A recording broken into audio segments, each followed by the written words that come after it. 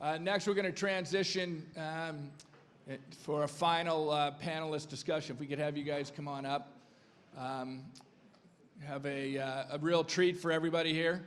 We've got some representatives from the national team.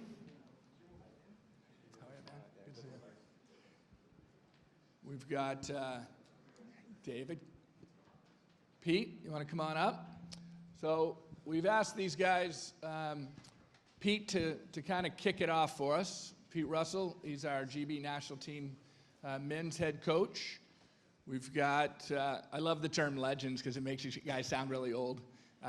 We got Jono Phillips, captain of the men's national team for about, I think, 13 years. Was that about that?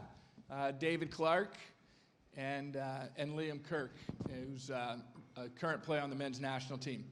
And it's funny talking to David and Jono. They went through it as players, obviously, and played on the national team.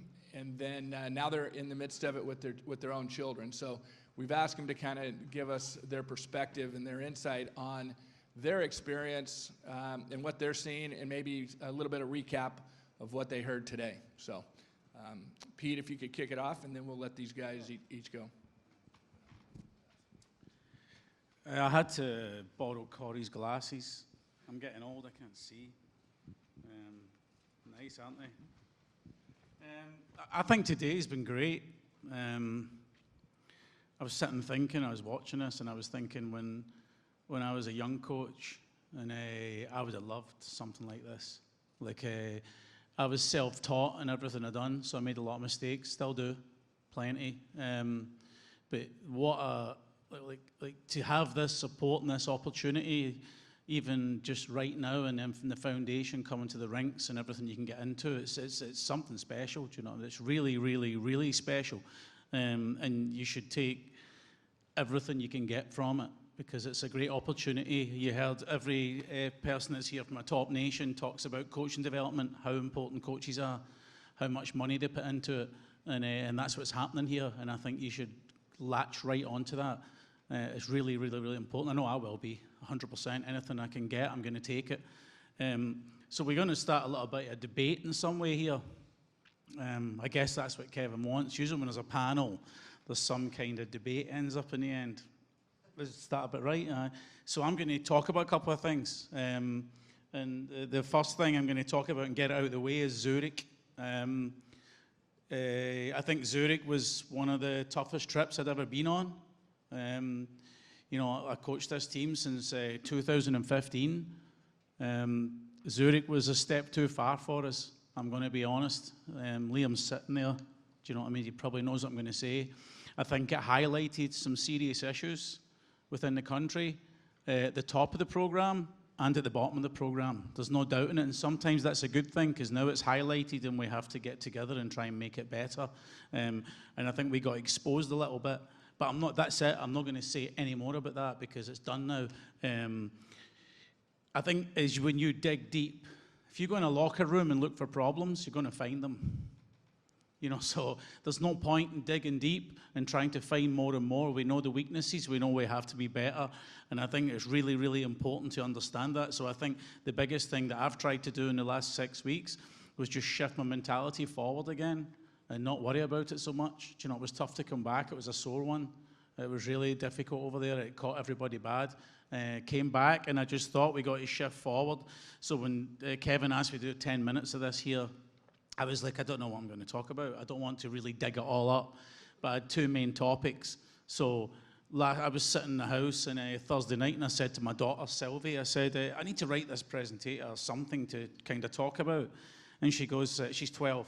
And she goes, oh, what are you going to do? And I said, I don't know. She goes, I need to write something. How can we make hockey stronger and make our players better in the UK? And she said, put it in AI.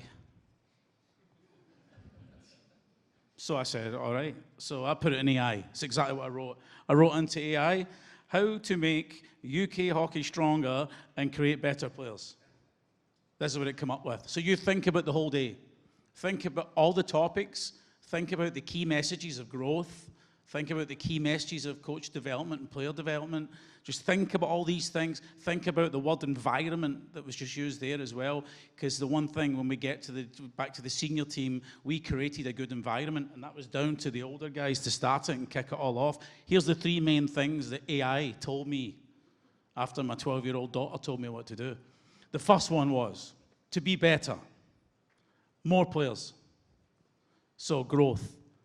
I guess you have more players, you've got a better chance of having good ones. That's the bottom line of it. Do you know what I mean? That's exactly where it's at. The second part was better coaching development. I was like, oh, that's fair enough. I kind of get that. And the last one was just totally, it's come up with it, better environments. Planned environments, effective training, sharing. And I was like, no way. So I was sitting here today and I was thinking about this stuff, and I was thinking, all this stuff's coming up in here. And you can go and put it into Claude. What was it, Claude? Yeah, Claude. Claude's cool, right? Claude is my new friend. I like Claude. Do you know what I mean? He makes life a lot easier, and he's obviously pretty clever. Do you know what I mean? So then the second one was a question come up, and it came up today. Mr. Norris up the back there brought it up. And the next one I had written down, and this was all done. This was my hard work, 2 sheets of paper. I didn't want to bring my computer in case it didn't work, so I put mine in paper and went the old school way. The next one was, who is the biggest influence? It came up and it said, who's the biggest influence on young players' development? And Steve hammered it. Many people have. And it just said, you have to realize coaches are the most important people to keep players going along, whether it's pushing them, whether it's encouraging them, whether it's making them dream. You know, it's really, really, really important. Then it came up with collaboration. So collaboration was everything you're talking about in here. It's the same as a hockey team. I talk a lot about collaboration with the players. You know, we try this modern empathy way that we all talk and we share ideas, and sometimes it works, sometimes it doesn't. You've just got to tell them and coach harder. You know, it's like that. But the collaboration come up, and the main things that come up with was people working together with common goals. It's Kevin's number one thing. It's his number one thing. This is Claude, by the way. This is not me. It's not. And then the next thing that came up was foster the right competition for players at each level. I've had a lot of people here talking about how big the ice should be, who they should be playing against, when you should start playing full ice, you know, how many games you should play. So he's on the right path. Build better development environments, encourage your players and coaches to have goals and dreams. You know, when we get to the national team where it went from in 2015, remember that comment. Remember the goals and dreams, right? Just remember, it's so important when you're a kid and you're playing. And when I was a kid, you wanted to be in the big team. You know, that's where you wanted to be. You wanted to get to that. And we need that in our country again. Our kids need to know they can play in the best league. It's important that that opportunity is there for them at the right time. It might not be right now, but that's got to come back. Really important when that come up. Cultivate a strong sense of community within Hockey UK. Quinton, what a great story. Like a fantastic story. And the last part he said, they built a community. That's why the program grew. And that was just in a small place, just at the north of Oslo. Is that right? So west. I was close. But, you know, and the last one was have high belief and commitment to changes. You know, and I think these 6 things are really important, along with other things to take away, and that's between you guys and the foundation and everything they're putting in place. Okay, and it's like, and the reason I'm going to get a bit positive now, again, it was really hard, Zurich, because it's been like a crazy journey, like we had the golden age. Switzerland's lost 5 finals. 5. Don't just think about Roman Josi. You know, we could show you a video in our starting lineup. Come on. And it was 5 NHL players skating about out there. You know, they're stacked. They've lost 5 finals. We're a small nation, okay, a really small nation with the golden age. For the last 11 years, we've had 2 silver medals, 4 golds, and 5 performances in Pool A. Probably to pick teams from like 35 players. We had a long list of like 35 players this year. We're playing in Pool A, and we had a long list, and it was insane. Do you know what I mean? I think it's been an absolutely remarkable period Do you know, and it was all started with David and Jono. They were in that team at first, and then and things came along, and I thought, how did that happen?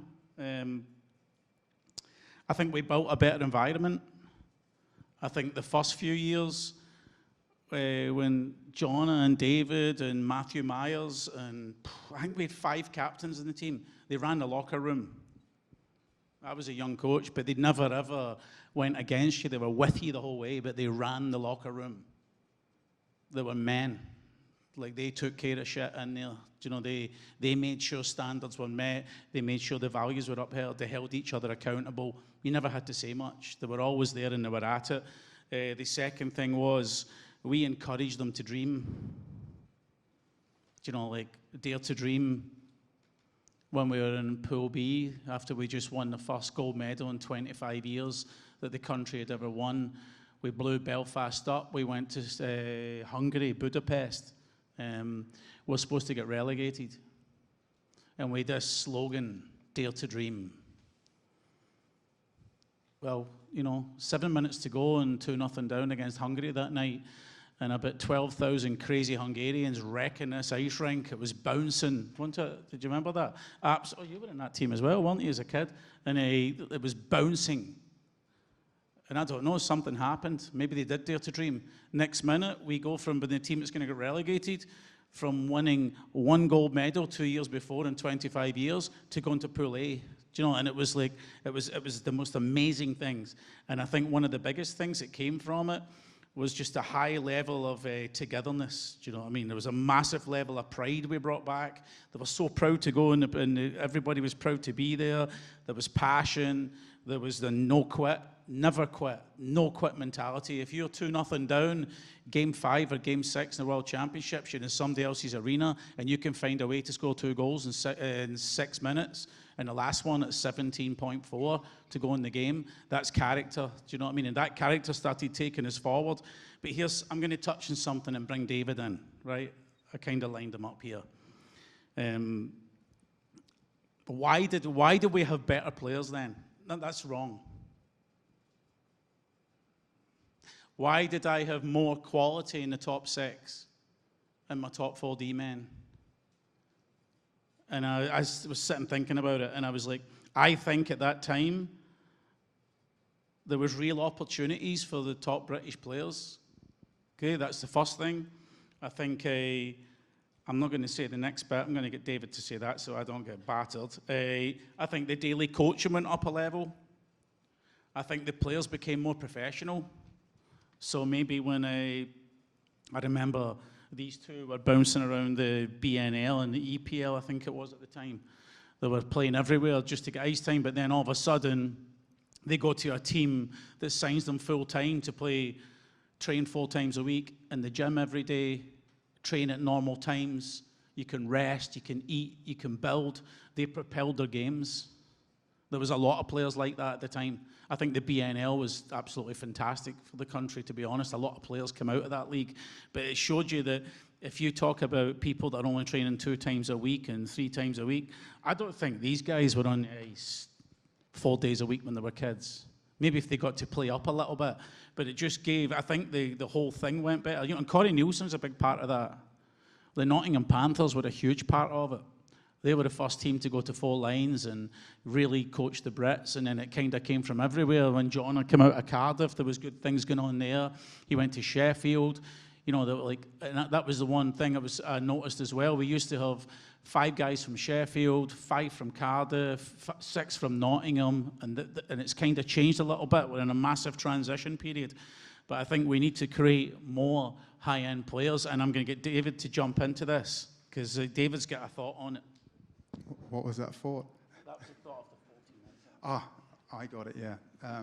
Yeah, no, absolutely. Thanks, Pete. I'll say, first off, speakers earlier, I think it's been amazing. I think there's so much that you've provided the room today that is so relevant and where we're looking to head as a sport in this country. Opportunity is probably a big word, and that's gradually diminished over the years. Mark has said something I thought really from the Swiss side, which was look back what's worked well And I think if we do look back, probably for someone like Liam sitting on the stage today, or even myself and Jono, we did get that opportunity, and stuff that worked well for us was probably having the opportunity to get into the senior game, providing we had the right talent and we were at the right kind of mental, maturation stage. We're physically ready, and we were, our parents agreed to it. So, yeah, I think it's a lot harder now to acquire that opportunity at a younger age if you are showing that talent. We do lose a lot of that overseas at a really young age, and I think that's something which we should probably be looking at. I know the work that Kevin, the foundation's doing, is going to hopefully fill in some of that educational support, elite coach development, high competitive environments, and that's what we have to start pushing towards again, to get that next wave of players that are at that caliber to get back into the door. From the other side, obviously, the top end of the game has to open up its doors as well, which I know the governing bodies are working on. Yeah, that's 100%, and it's like, I talk to John Boy a lot. He was my captain for 9-10 years. Sometimes I bug him when I'm talking to him, do you know what I mean? But we talk a lot, and like Jonna has put a lot into it. Do you know, like I've done a presentation before with 2 A-star players, and one was Liam. He was our A-star stud, and Jonna was the other one. 2 totally different levels of talent. Do you know, like both big hearts. Jonna would go through a war for you. Do you know what I mean? And Jonna played in the World Championships with 2 broken jaws, and we won in Belfast. He couldn't eat for the whole week. I don't think there's many people would do that. Do you know what I mean? In hockey, then we got Liam. Liam carried the team the year before. When he came in, he really set the team alight, and it really helped us. And I think, like, I don't know what your thoughts are, Jonna. Where do you think the program needs to go to try and take the step to get us back to where we want to be? I think, as we said, I think those opportunities that we had have been huge, and they've been missed. But I think a big thing is mindset too. I think, Liam sitting here today, the thing that was NHL making for him was he had an NHL mindset. He had a mindset that this is where I want to be, this is where I want to go, and I'm going to do it. We're all on the ice as kids, 2-3 times a week, if you're lucky, and to train up. That was the same for Liam, and look where he's got to. So I think as clubs, as coaches, I think as ex-players, as players, I think we need to start shifting that mindset into, reaching for the stars, daring to dream, and pushing that little bit higher. Because I think we're sometimes a little bit too easy blaming outside, oh, but we don't get this, oh, but we can't do that. I think we can. I think was it Quinton saying earlier, if there's 10 things on a list, some things you might not be able to do, but you might be able to do 9. So let's start looking at that and start looking at this more positively, maybe. When I remember when they gave me, I don't know why they gave me the job, but I was going onto an ice rink to coach against a coach. I might give this away, won't it? No, it won't. I'm not saying his name. But I went into the arena to play against a team on a Sunday night, and I just took the senior team job. I was coaching the under-20s at the time. And he came up and he said, oh, I see they've gave you the job. And I was like, yeah. You know what he said to me? You've got no chance. It's going to fail. It's a poison chalice. Is that how you say it? A poison chalice. Meaning everything was wrong, that team won't win. And that's kind of where John is from. Like, I didn't listen to it. I knew what I was walking into, and I trusted the experienced players, and I knew there was players coming through. And I'd coached so many of the players at 18s and 20s as well. But it was like that point of just believing, and it's the same as when you leave here and you go out that door on Sunday. I hope you go out the door with a mindset of this can really work, because that's what starts something. And when we were in the national team, I think that was the big thing. I think we fully believed something was going to happen. Do you know what I mean? We went from like losing 2 gold medal games to knowing we were going to win. And then when that happened, I think there was a real trigger in the mentality of the team. And it's like Liam. Like, I've known Liam. I tried to get him to come to Okanagan. When I was working for Okanagan, I got him down there. And I was trying every way to get him in when he was 13. And because he was so talented. He was a skinny little thing, but he was talented. And he was the best player. Like, he was the best player in the country at that age. He won't say it. But I think he should talk a little bit about what took him from that little skinny 13-year-old weedy kid from Sheffield and Okanagan to where he got to. Do you know what I mean? Because it doesn't come by luck. Yeah. When Kevin asked me to come and kind of jump on this panel, I didn't really know kind of what I would say or could really give to it, but just kind of listening to what everyone else has said, the big thing for me was one, yeah, of course, my mindset, but I had the right mentors in the right places in the right time, and that was coaches, that was people like Jono, Clarke, Pete, my peers, rightfully so, and understandably. Anytime I mentioned, I'm going to go play in North America, I'm going to play in Europe, I'm going to get drafted, was always laughed at. I remember specifically playing up an age group, and the captain of the team at that time, when I said I'm going to play for the Steelers, laughed.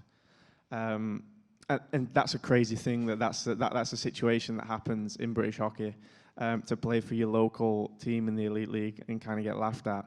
But I had mentors and coaches that saw something in me, and they told me, not that I'm going to make it, but they said, like, you have an opportunity here to go somewhere. And that's kind of where I took that mindset of, like, okay, well, someone believes in me. Someone I look up to, a coach, they believe in me.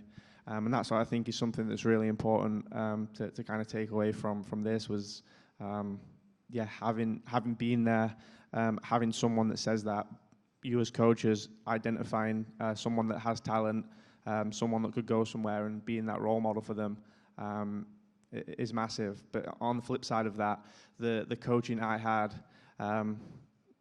no disrespect, but I felt like I didn't really get properly coached until I went over and played in Peterborough at 18.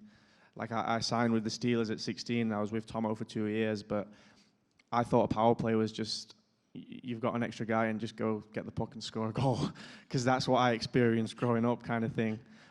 I was never taught a system. I was never taught, tracking. I was never taught little small details inside a game until I got over there, and that was an eye-opener.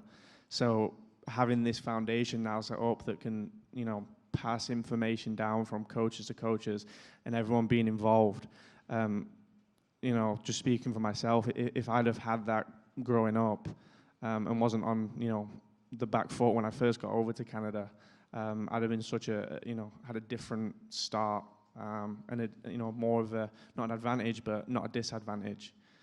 So yeah, that's kind of my story a little bit. No, that's brilliant, and I'm so glad Liam mentioned that, because one thing that we do have in this country is a lot of talent, and I genuinely believe, Liam sitting here is probably our best output for the last, probably ever actually, in what he's just done the last 2 years, but definitely within the last 2 or 3 decades, the best player that we've created. And when he sits there and says he didn't really get taught hockey until he was 18 when he went over to the States, and still has won 2 back-to-back DEL championships, still has led the World Championships a few years ago at a younger age. It just shows the gap of opportunity that we have in this country, because we do have some good rinks, we do have a good foundation, we have some amazing people that run these clubs and do get players into the game and doing a decent job. I just think it's that next level we need to give our kids that are talented like Liam at 14, 15, 16-year-old, the tools to be able to start to excel sooner in this country. And I personally, when I look back, I think we've probably failed quite a few players. There were some really talented players at your age group, maybe above and just below. And Liam in Sheffield, I think Sheffield probably got the best system at the time. You played, how many teams did you play for at 14, 15? Yeah, I was fortunate that there's some great people in Sheffield at the time with the Steelers and the Steel Dogs that kind of gave me an opportunity to come and skate a little more at that point. But up until 15, 16, I practiced 1 day a week, back-to-back sessions with my team at under 12s and then the under 14s. So you're looking at two and a half hours of ice time, and then maybe two games a weekend. Compared to kids that are skating as much in North America, it's always a challenge, but it's not always the quantity, it's the quality. If you're having sessions, if you're only skating twice a week, why can't we make them sessions so much more productive and have coaching, drills within the drills so that the players understand what they're learning, so that them 2 hours are the most impactful 2 hours they're getting? Absolutely. So yeah, it's the comparison to where he's competing today with the people that their upbringing in more traditional hockey nations is phenomenal. So yeah, I see no reason why we can't do it in the UK. It really excites me, the support that's now available for all the clubs. It's a huge opportunity. I genuinely believe that. People or everybody sitting over there on that table, I won't mention all their names, but I know that a lot of them personally, and they're very, very good hockey people, across the globe, not just in this country. So, I really advise to tap into that, because I think we've got a great opportunity here to create more Liam Kirks. Yeah, and just to follow on something that Clarke said there about, we lose kids that go away to play in these academies in North America at 12, 13, and I had so many peers at my age group that were, on par and at times better hockey players than me. They had, better genetics. Like Pete said, I was a skinny boy. I mean, still am. But better genetics. They were more mature. They were better players. They had opportunities for more ice time where they were playing locally, and they decided to, to go away because they thought, and their parents thought, that the coaching that they're going to get at a prep academy in North America is going to be better for them. And a lot of them don't play ice hockey anymore. If they do, they play at rec for fun.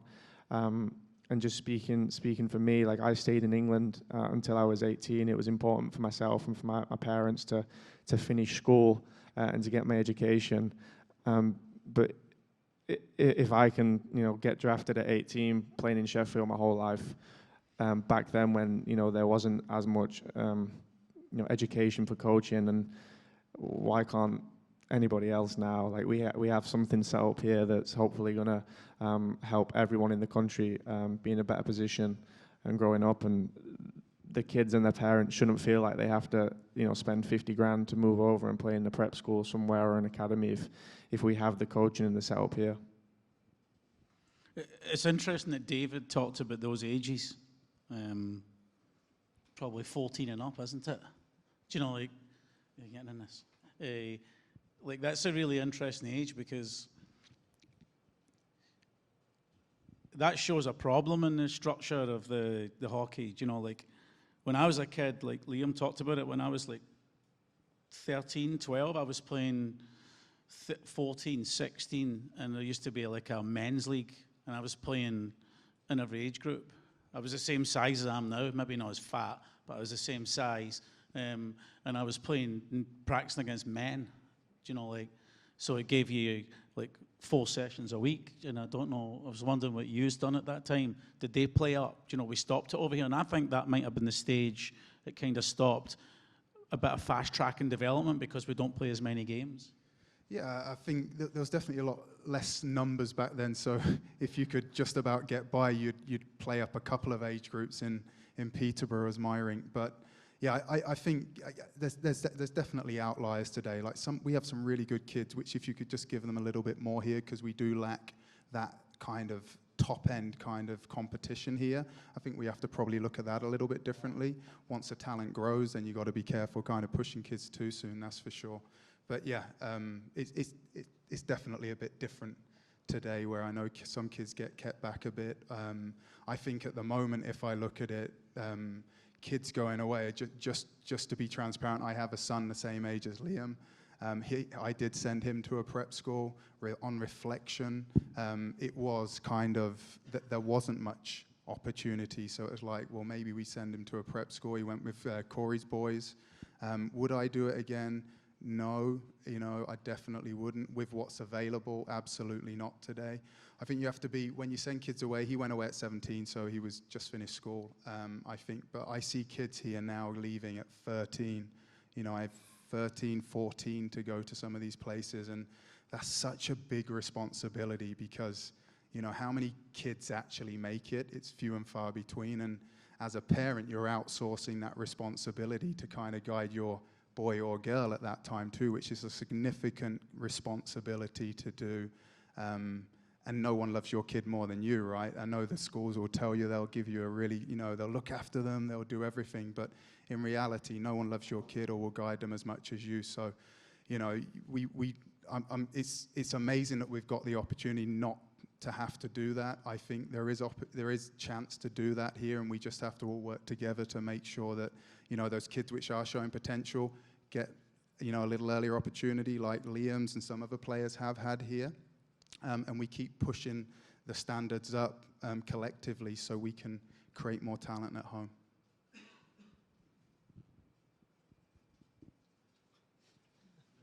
Come on, Jono. Go on. Give us something, Jono. Yeah, I think I've got two boys involved now. He's just finishing up in the 16s, and there's one, he's in the 19s. I think for them, they're at that stage where they obviously love hockey. They is something that they kind of would love to do as a profession. Is something that we don't kind of push and make them make their own decision. But they've had some friends, and one of them, one of their best mates, he's just gone away for a year and come back. But this was someone who kind of really struggled in school. He was, he wasn't really the right fit for mainstream school, and he went away for a year. But he's now actually come back and has had the opposite effect of what he thought he was going to. He's actually talking about not playing this year. So, his parents have spent all this kind of money, and, other than him being on the ice every day, there was no real difference other than him being on the ice and, a million miles away. So they've kind of seen both sides of it. They get to hear, the thoughts that we think and see, and then they see what their friends and, oh, it's cool to go away, get to live in a different country. But I think, something we're trying to do in Sheffield is really kind of teach the IQ of the game, and we've kind of, hinted towards some of our academy players, let's kind of stay, let's get some bespoke plans for you guys, and really start teaching you guys the game, kind of like how we were taught. I think, when we came through, you were taught IQ first, I would say, but the way the world is now with kind of, social media and YouTube is more skills-based, right? And so it's kind of flipped. So, we're trying to do things a little bit different and show the finer details again, and those kind of, missed opportunities that we've gone away from over the past kind of few years. And like anything is a process. But it's going to be fun trying to mix that in with, within these kind of skills sessions. Like, do you guys see like IQ down? Yeah, we had a conversation about decision making a little bit when we were in Zurich. We had a couple of conversations, coaches as well. We thought decision making was not what it should be, but everything's happening so fast at that level. Like it's another planet. Like the guys, that team gave everything to each other. Those kids, you could never question the character of what they gave. But I think decision making and reads, Kenny touched on it. Do you know what I mean? It's such a. I think we get really into skill and skating around pylons and these McDavid sticks, and we should be spinning everywhere like this. And when that puck drops, do you know what I mean? Like, You got to know how to protect yourself, how to get open, or if you've got control, how to keep it and play with it, or how to open ice up and protect it, how to get away, how to support the puck. You got to know how to add puck pressure. Is there any second quick? Where's F2 going? Do I need an F3? Are we getting outnumbered in the swarm? Should I get another third guy down low so we can create some offense? That's just decision making, and I think that's a big thing that we should really, and it was really good. Kenny talked a real lot about decision making, and I think that's something that's huge. But has anybody got any questions for them? Not for, because it's a good opportunity for you. Who's got a question? Alan, you want the mic this time because you couldn't hear you the last time. Yeah, sure. First of all, so good to see you four guys up there. Fantastic. Well done for being part of this, guys. But just a little question to Liam. All the speakers told us about the demand for ice time. It's not just us that have that problem. I know, Liam, that obviously inline was a part of your development as a young hockey player. How big a part of it was it, and how did it help you? And would you encourage that for other clubs to try to encourage kids to get involved in inline? Yeah, definitely. I think it's, for me, my experience, it was a massive part of my growth. It was a place where you kind of felt you had a little bit more freedom to kind of what Pete was alluding to, kind of work on your skill set, your skating, shooting, your stick handling in more of a fun, environment. I think any kid that's playing, if they have the opportunity to go play inline at the same time, it's huge. Anytime you're working on your skills, or it's even off the ice as well, stick handling your garden, shooting pucks, it's going to make a massive difference. Obviously, there is differences with ice and inline, but the main things is you're playing. That's the thing that we all miss in this country. I missed it, and I assume it's the same situation now. Is ice time so little, so hard to get, that any chance you get to play hockey, you should be doing it. I'll just jump in on the back of that. So my kids got into playing hockey through ball hockey. They didn't have the confidence as young kids to go out on the ice. They were, especially my eldest, he was a little tentative. He saw ball hockey, so we took him along to that. Started playing for 3-4 years and loved it. I didn't want to be that kind of pushy dad and follow dad's kind of footsteps. Just kind of left them be. And then, a couple of years later, they were both finally, Dad, I want to play. Yep, let's go get on down. So, just to follow up on that, is the perfect way, and, that fun environment, learning the fundamentals. Just funny as well on that. Kind of when I was growing up, the coaches at ice hockey and inline were never kind of in sync. It was always kind of like, pick one. Like the ice hockey coaches, they didn't want you to go and play inline. The inline kind of had a thing with ice hockey, which to me is crazy. And just kind of, Jono was saying something then, just made me think of the NHL draft was last night, the first round. And this kid from the Cayman Islands played roller hockey up until he was 13 years old, never played ice hockey, moved over to North America and just went in the first round of the NHL draft, playing ice hockey from 13. I started roller before I played ice, and so just kind of going on the point of like, it's crazy that at one point it was like, choose one or the other. Well, like, there's prime examples of it working for everyone. As much hockey as you can play, the better. Any more questions? Okay, I've got one up there. That's a long way to walk, John Colley. Getting your money worth here, aren't you?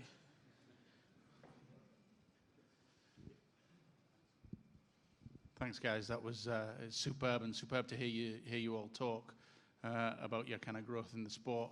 I said last night, I think we're at a pivotal point in the sport in the UK.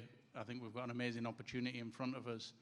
I'd be really interested to understand, and obviously at different stages in your careers, what blind spots do we need to look out for as we try to move forward positively? What could stop us with our progress?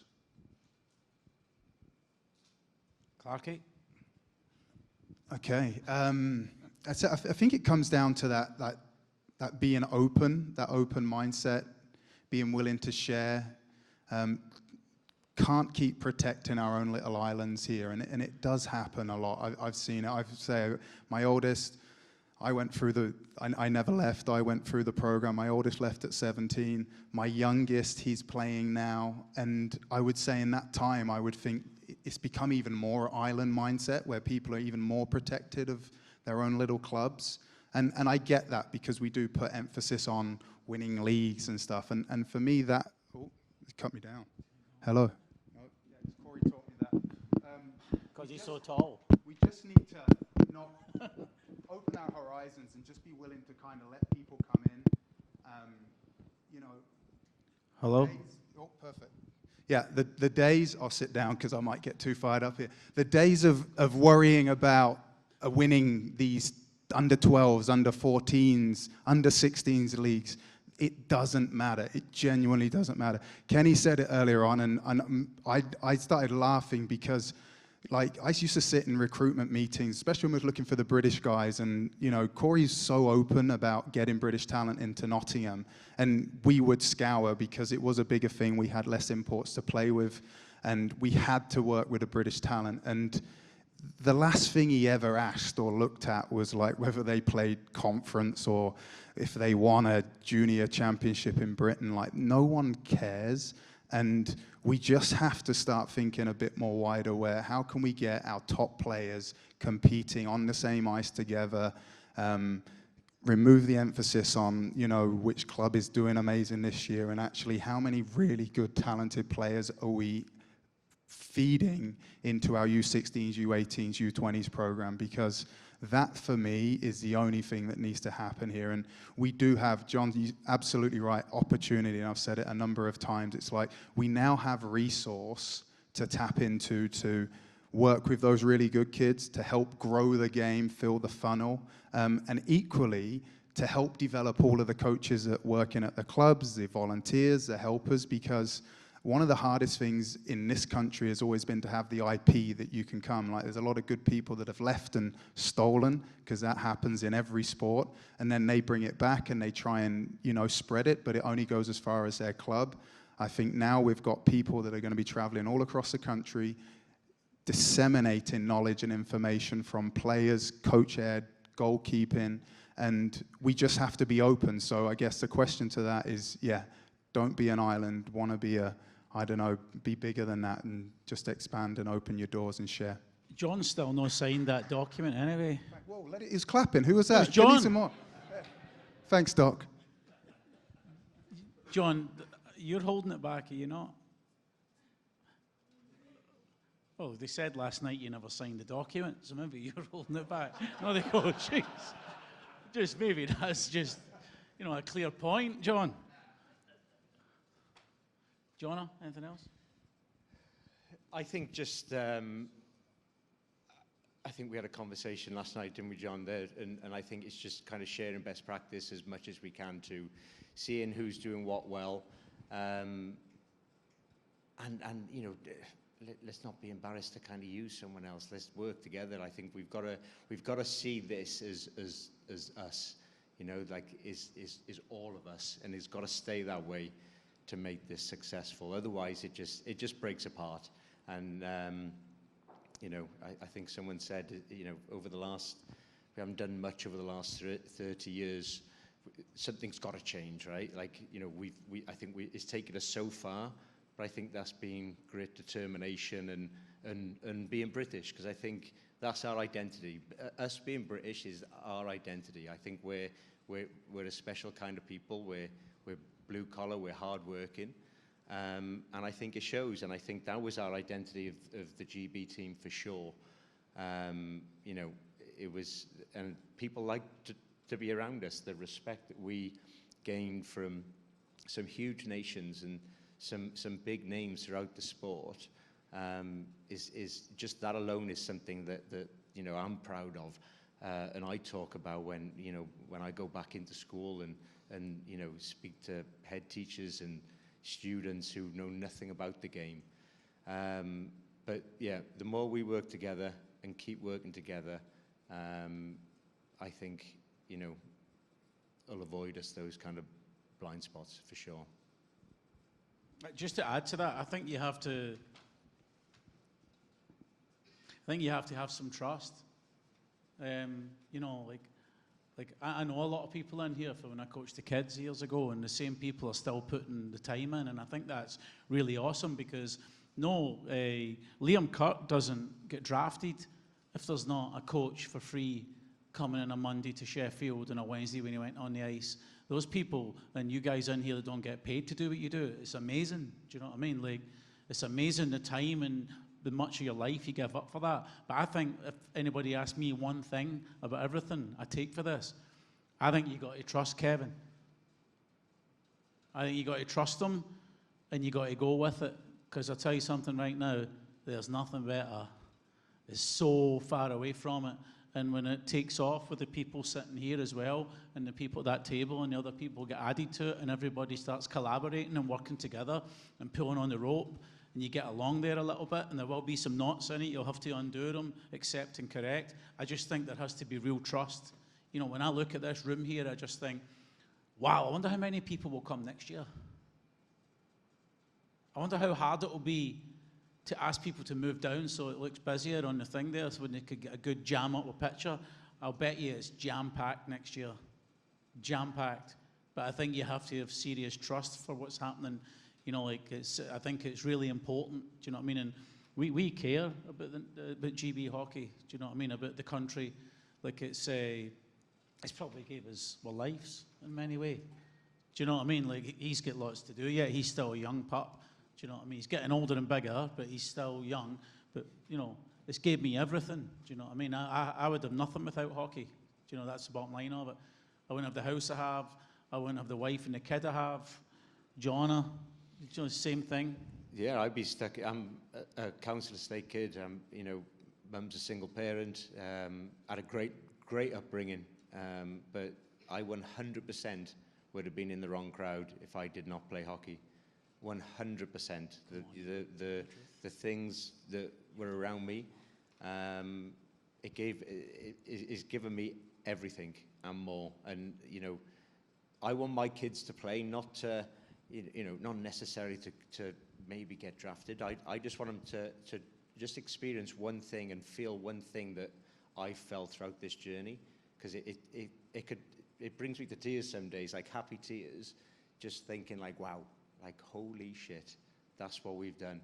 And like, you could be driving down and a song comes on, it just triggers a memory somewhere, and we'll end up calling, you know, someone like, oh, remember that time?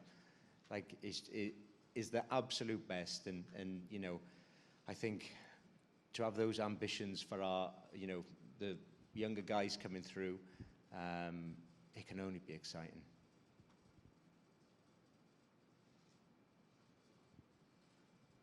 Anyone else? Before I cry. It's always cold. It always starts.